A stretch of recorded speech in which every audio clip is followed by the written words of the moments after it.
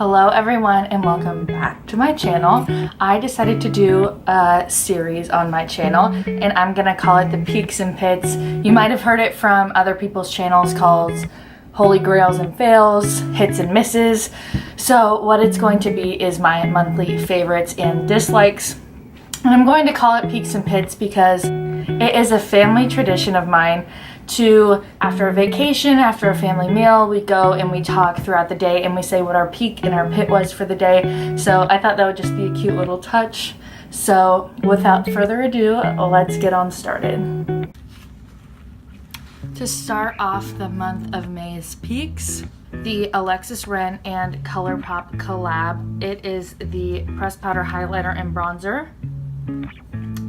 This is honestly so beautiful. I did not know how I was going to feel about this. The highlight is not super blinding at all, but it's honestly so good for those days where I just need that subtle glow. And the bronzer is my go-to. It's so good. So I highly recommend this to everyone, and it is super affordable because it is made by ColourPop, so go check it out. Next, I'm going to talk about a foundation that I've been loving for, through the month of May. It is the NYX Total Control Drops. I have been loving this because it honestly, I was so skeptical about this because it doesn't come with a lot of product at all and it's like a little dropper, but it honestly gives really good coverage right at first and it's super buildable without getting cakey on top of each other. So that's what I really like about this. And once again, it's affordable. So really good drugstore foundation. I've been loving it. Okay, I know I am so late to the bandwagon on this one, but the Hoola Benefit Bronzer, I did just buy it in the month of May and have been using it non-stop. The color is so perfect.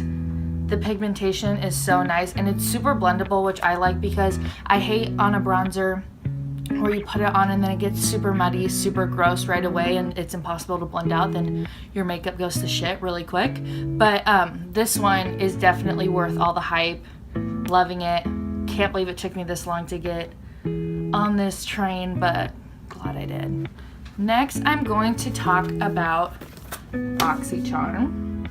And if you don't know what BoxyCharm is, it is a monthly subscription box where it is $21 a box every month, and they send you a box full of full-size products, and it always is the total value always equals $100 or more, which is really nice. So I finally got my first box this May. It came with this contour kit, this eyebrow powder kit, which I've been really liking because you know I have loved my Anastasia pomade, but I've kind of been transitioning to pencils and powders lately, and this is honestly so nice. And it comes with a brush to go with that. And then, oh my gosh, I love this. It comes with this crown brush. It's one of those like the artiste brushes, but it's crown. But it is honestly so good. I did not know how I felt about these brushes for the longest time, but I've been kind of trying out getting used to it, and I honestly love to pair this with my Total Control NYX foundation dropper to blend it out. So it is so good. And then last but not least, which I haven't tried out yet, but I'm really excited to, it is the Temp2 and BoxyCharm collab Liquid Glow, where you can apply it on top of the face as a liquid highlighter. You can mix it in with foundation for a glow. But overall, this box is so nice, and I'm really excited to keep getting more because $21 for all this stuff, I was like, it's nothing. But if you love makeup and you love stuff like this, it's like fun to get in the mail every month, and it's $21, which is not bad at all. So go check it out. Next, I'm going to talk about the Morphe Prep and Set Spray. This has taken over as my favorite setting spray on earth. I was stuck on the Urban Decay All-Nighter for the longest time, but once this came out, there's no looking back. Okay, it's an aerosol spray, so has a fine, even mist throughout. You don't have to keep pumping your finger.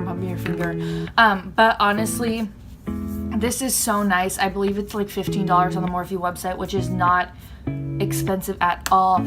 I honestly have noticed a difference in my longevity of my makeup with this, as well as, well, like any setting spray does, kind of relieve that powdery effect from the face and kind of give you your skin looking natural again. But I love this so much. I want everyone to have it. Next, I have 2 hair care products.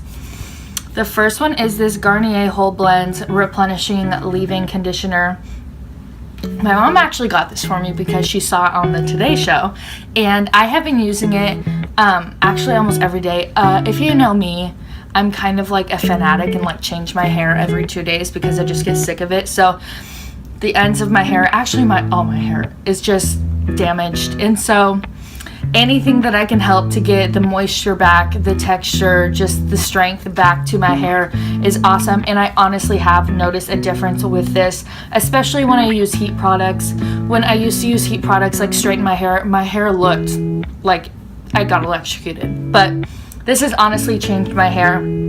And it's Garnier, so it's not going to be super expensive. But I've never been a huge fan of leave-in conditioners before because my hair the next morning, because I shower at night, always tends to look greasy and gross and ick and heavy and no. But this has honestly been so good.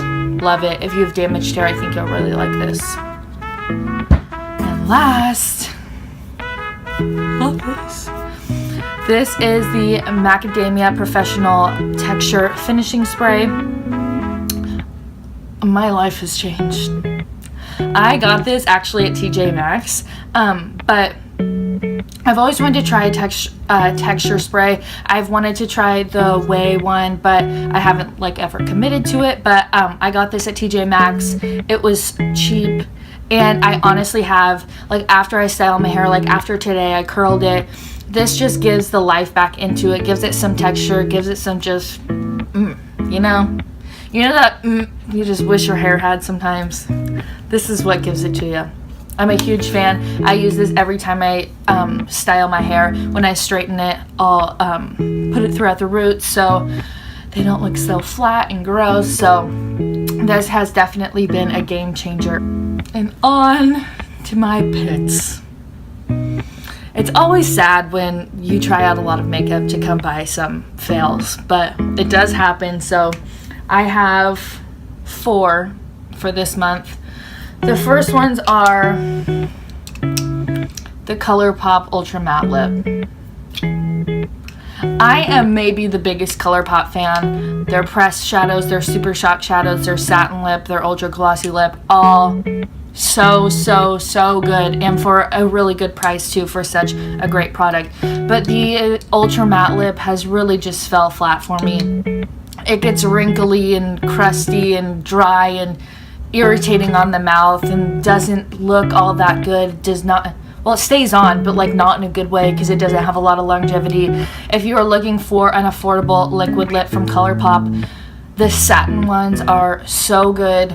They don't dry out your lips. I'm wearing one today, but the matte ones just kind of fell flat for me. Just too dry, gross. The minute I put it on, I wanted to take it off, if you get what I'm saying. Next, I'm going to talk about the NYX Jumbo Eye Pencil in Lavender. You guys have seen me use the one in Milk, the electric blue one. There's tons of shades.